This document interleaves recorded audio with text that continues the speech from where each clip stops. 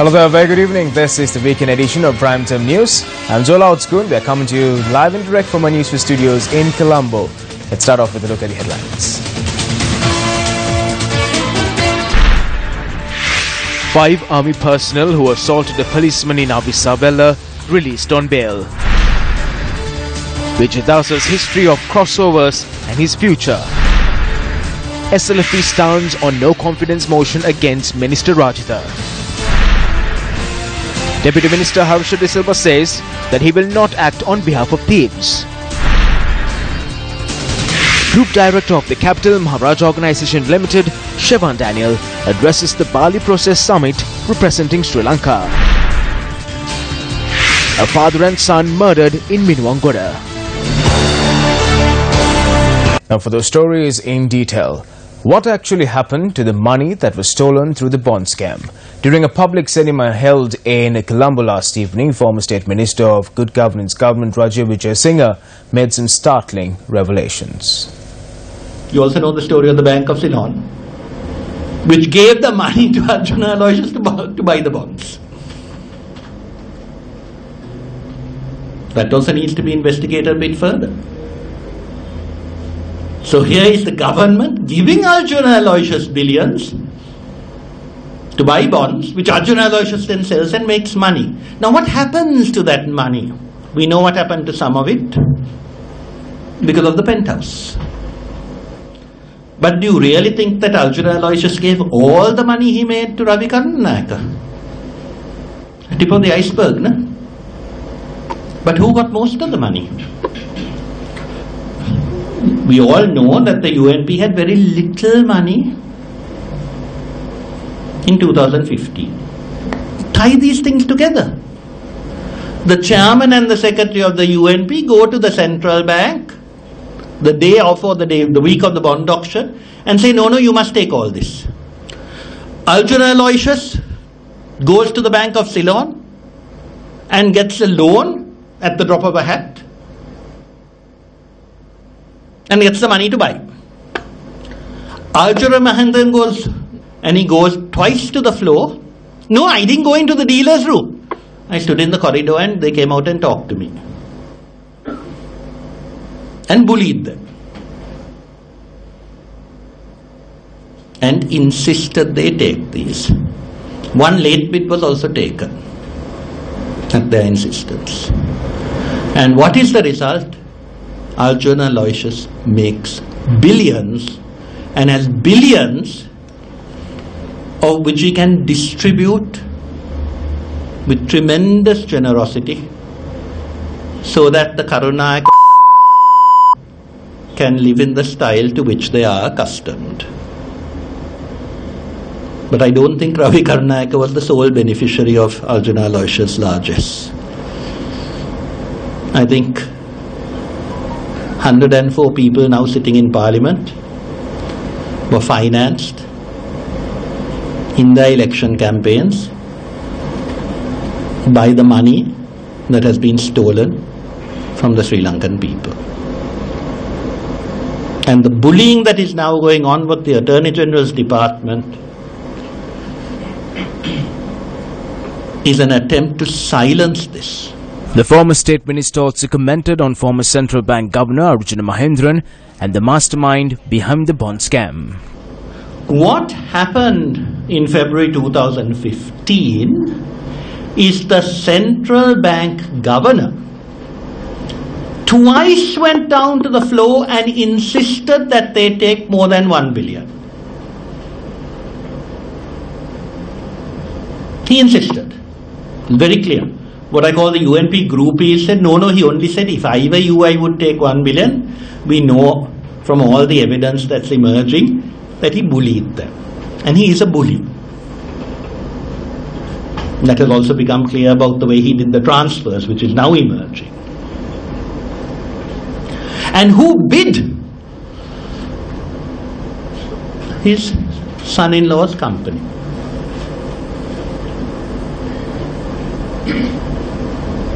Now, the prima facie case is horrible. You didn't have to think anymore. And they lied like Trojans.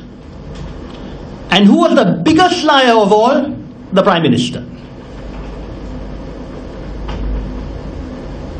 And that is what is outrageous. You know, as the rats are thrown one by one from the sinking ship,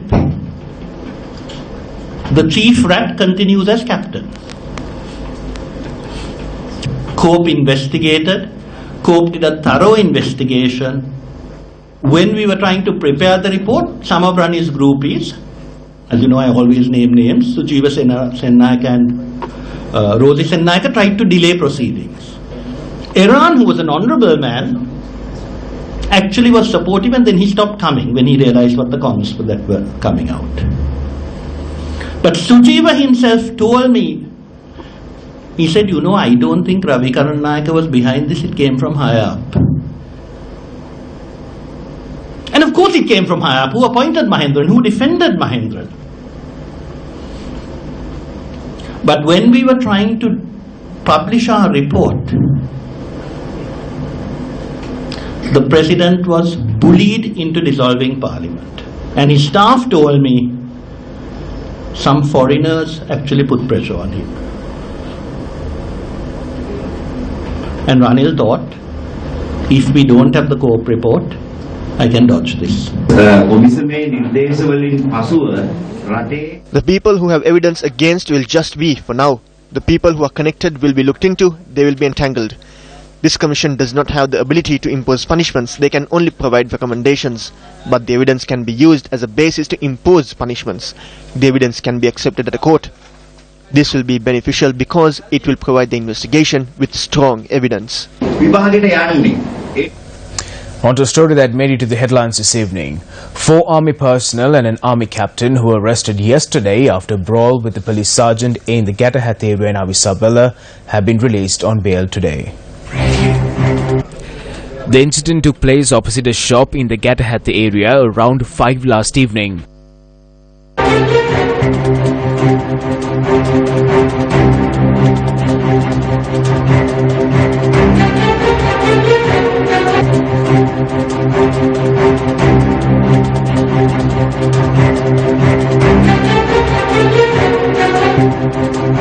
The fight broke out after an argument between a police sergeant and the members of the army who were returning to the Diathalava camp from Colombo.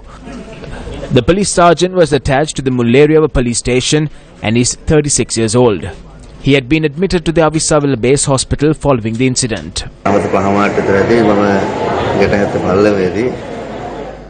At 5:30 in the evening, I overtook a lorry in Gatahatta. At that time, the driver spat out of the lorry.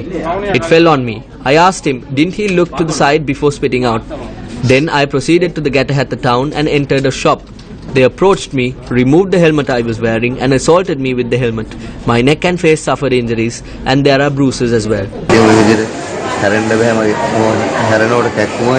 The army personnel and the captain involved in the incident had been arrested by the Avisavilla police after a complaint was lodged. They had been produced before the Avisavilla Magistrates Court and had been released on sureties of 500,000 rupees each. The case is to be called up again on the 23rd of next month. When inquired by Army spokesperson Brigadier Roshan Senivratna, he said that an investigation is underway into the incident. The foundation stone was laid for the construction of the new Samurdhi building attached to the Beruala Divisional Secretariat. Now, this event was graced by Minister S.B. Dissanayake and Dr. Rajitha Senaratne.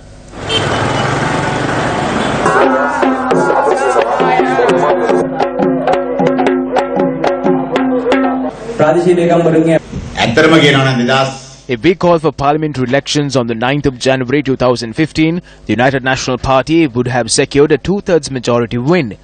At that time, the former president had retreated to Carlton. Basu Rajapaksa fled overseas and they had no one else to provide leadership. They placed that on the platter and handed over the party leadership to the incumbent president. Thereby recommenced the 6 months, 100-day program. Rajitha Senaratne of the UMP and S.B. Dissanayake of the SLFP are placing the foundation stone together. Never has such a thing happened in this country before.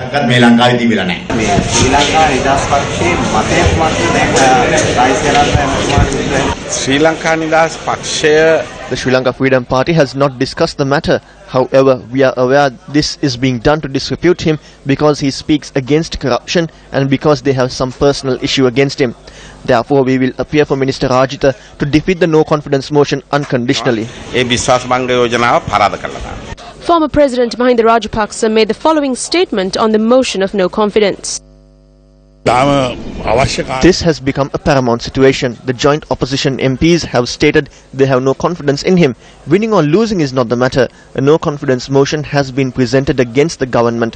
What is important is that the people must be made aware of that.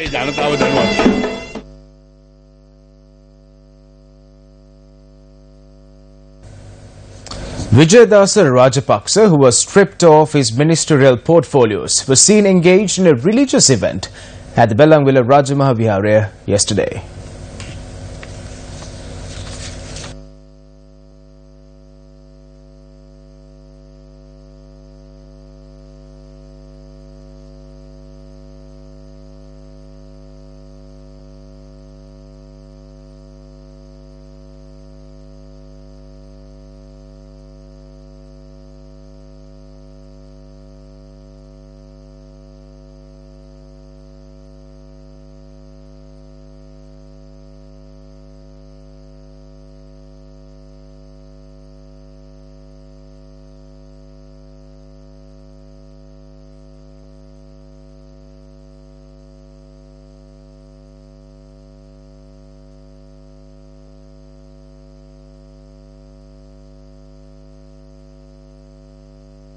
A fool always assumes that the others are fools. However, the actions of Vijayadasa Rajapaksa were never condoned by the government, the UNP Working Committee and the parliamentary group. Yesterday he was seen seated with the people. However, all this time he was seated with the former president. Vijayadasa Rajapaksa was first with Madam Chandrika. Then he sided with Mahinda Rajapaksa. He then defected to the UNP to expose the fraud and corruption of Mahinda. Then he was active inside the UNP. During the recent election, Vijayadasa Rajapaksa criticized Mahinda Rajapaksa. Take a look again at what he said after the elections.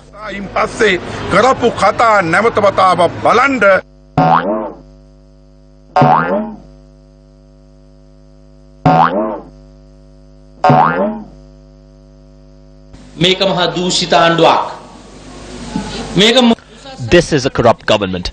This is a government of fools. Take a look at the budget. Who did it benefit?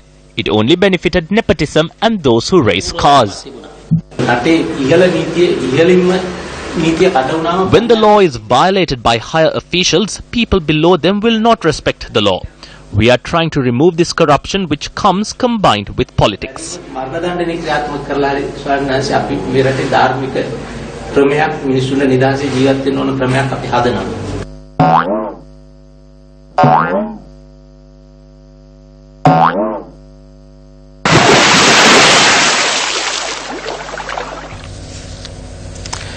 A Sri Lankan Airlines crew member was arrested at the Hamad International Airport in Doha, Qatar last Wednesday.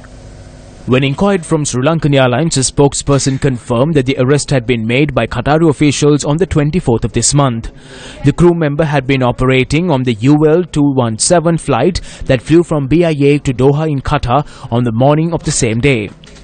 Reports have emerged that the crew member was in possession of a narcotic substance identified as hash. Sri Lankan Airlines adds, however, that there has not been an official notification as to why the arrest has been made. It added that discussions are being held with Qatari officials regarding the arrest. Sri Lankan Airlines says that if the Sri Lankan crew member is proven to be involved in an illegal activity, he will be terminated from service and that the airlines will not intervene in any way regarding him from that point onward. A father and son were stabbed to death in an area known as Gamangedra in Minuangoda.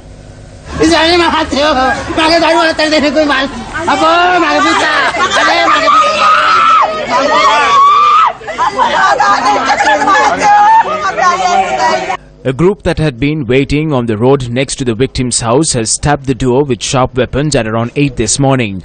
The victims were 48 and 20 years of age. They were rushed to the Minuwangoda District Hospital. However, they were pronounced dead upon admission.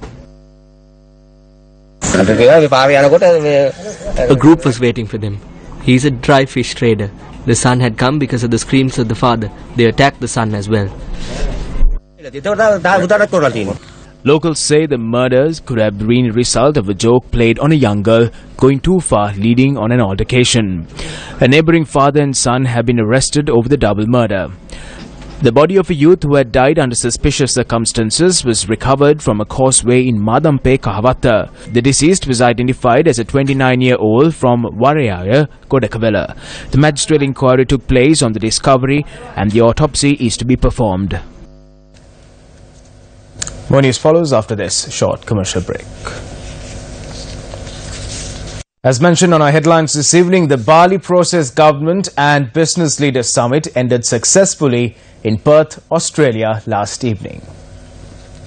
The conference is a first in history, aiming at influencing businesses and governments at ending modern-day slavery in its varying forms. Shivan Daniel, Group Director of the Capital Maharaja Organisation Limited, represented Sri Lanka as a head of delegation, in which he spoke out against the modern-day slavery, in particular, abuse of Sri Lankan workers in the Middle East. Good morning, ladies and gentlemen. Everybody is looking for an opportunity in life. An opportunity to be happy, to be appreciated, to lead a life of dignity and make someone proud. When people are denied this most basic need, they are being robbed of the very basic essence of what makes us human. Now, we can overcome natural disasters, political turmoil, even poverty, but hopelessness, how can we fight hopelessness? This is why we are all here today. This is not just another forum. It is certainly not why I am here representing the Maharaj organization.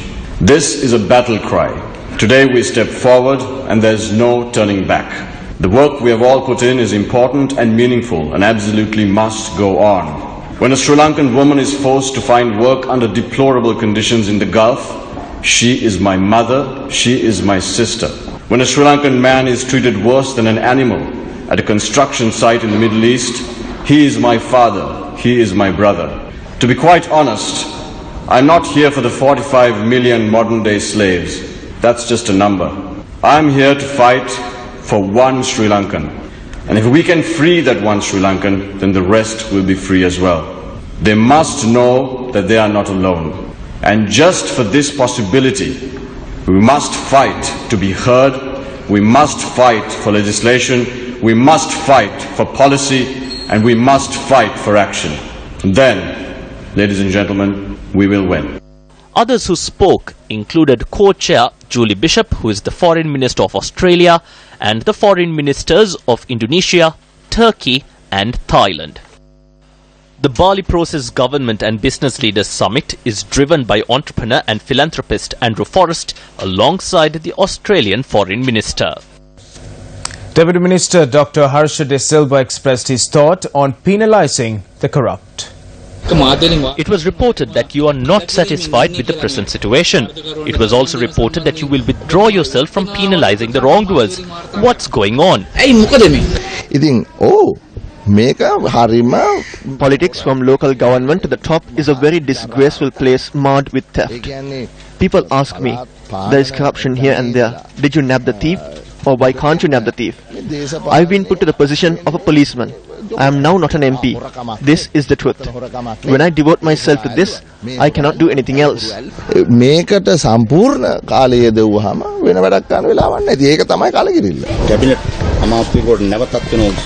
A motion of no confidence is tabled against another cabinet minister. The people bringing them have many allegations against them. Is this situation ethical? I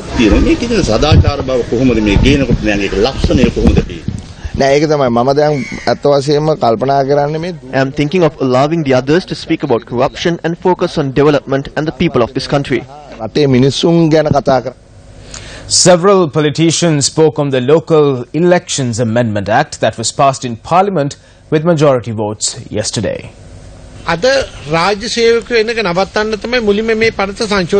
The amendments to this act were brought to stop state sector employees from entering politics. When the joint opposition spoke about the matter, they limited it to field agents. The government employment sector is now divided into two. The people who benefit from government service can now engage in politics, another group cannot. This is something that is done targeting the agrarian officials in the Samurdhi scheme to stop them from coming into politics.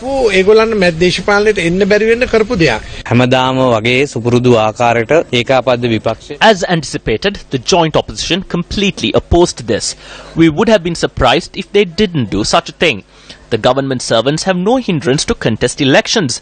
If you are the Grama Sevaka of a certain region or a Samurdhi official of a certain region, you cannot contest from that same region. If you need to do so, you need to resign from service a year prior. If that does not happen, it is unjust. There is no debate there. The joint opposition says that the government servants cannot contest elections through this act. They are just spreading a false opinion. And now the project under the Samata Sevanuda Gammana Revival Program was launched today. A village of 39 houses is being constructed in Uddakandara, Tissamaharama, and has been named Siri Udara Gama.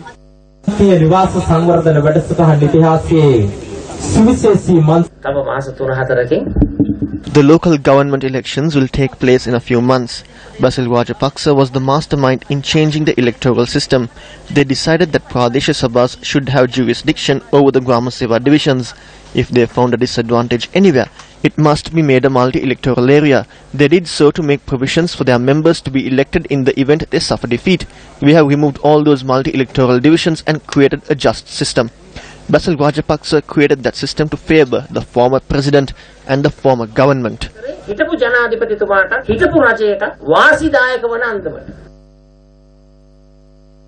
2008 elections for the northern, eastern and Sabragamwa provinces.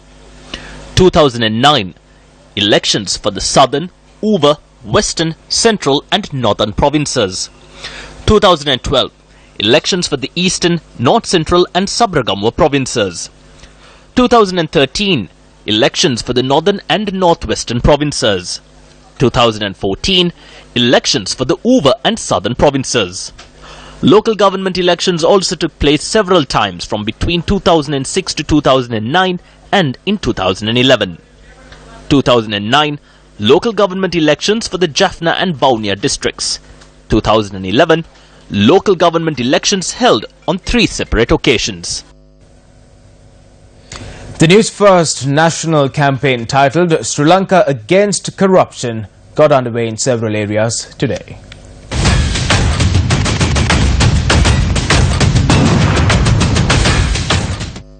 We cannot let our children face the situation that we are in. If it continues, they will fall into the same hole. Even if the people reject them, they are elected to parliament via the list. This system must change. The national campaign titled Sri Lanka Against Corruption took place in the Nuwara Eliya and Puttalam districts.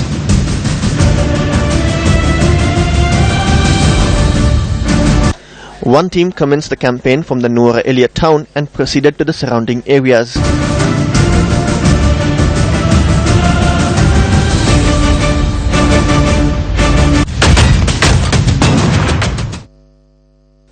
Another team in the Puttalam district proceeded to Mahakonrava, Thabova and other rural areas. The people in Mahakonrava performed a ritual to the gods seeking rain to bring an end to the drought.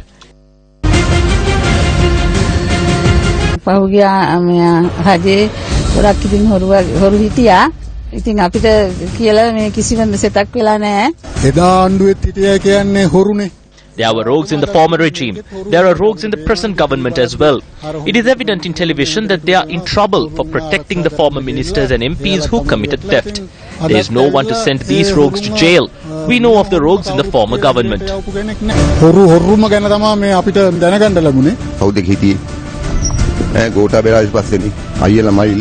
The Rajapaksa family, including the siblings like Gotabaya Rajapaksa, committed theft. Now they say they don't have a place to live in. They are just lying to us. They extorted millions. They built palaces all over.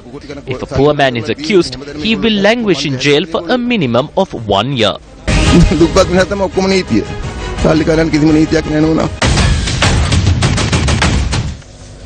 The National Youth Model United Nations 2017 opened last evening in Colombo. The forum functions as a national simulation of the UN and its affiliated organizations. NYMUN is an exciting opportunity for students to debate issues that confront world leaders and draft resolutions in response to these global issues. Today, we passed an amendment to the Local Authorities Election Bill in Parliament. It was a progressive amendment which gives women a compulsory quota of 25% in an effort to bridge the gender gap.